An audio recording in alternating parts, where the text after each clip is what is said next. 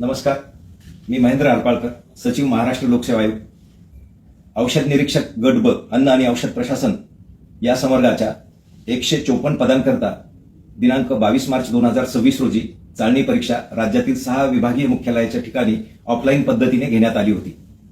या परीक्षेचा निकाल दिनांक 12 जून 2026 रोजी जाहीर करण्यात आला.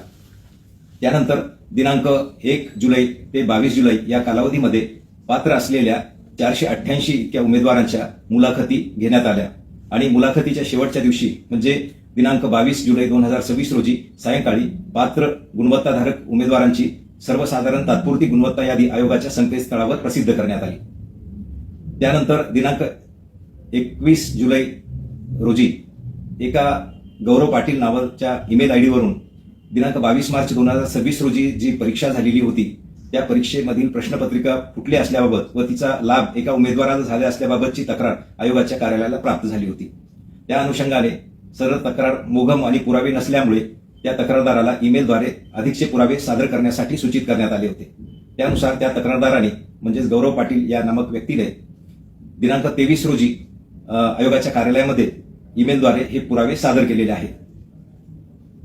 या पुराव्याच्या अनुषंगाने त्याची तपासणी चालू असून दिनांक 27 म्हणजे आज रोजी 27 जुलै रोजी तक्रारदार व त्यांनी ज्यांच्याबद्दल लाभ झाला आहे असं नमूद केलं होतं असे उमेदवार या दोघांनाही आयोगाच्या कार्यालयामध्ये त्यांच्या तक्रारी संदर्भात विचारपूस करण्यासाठी बोलवण्यात आलं होतं. हे दोघेही आज अनुपस्थित आहेत, आलेले नाहीत.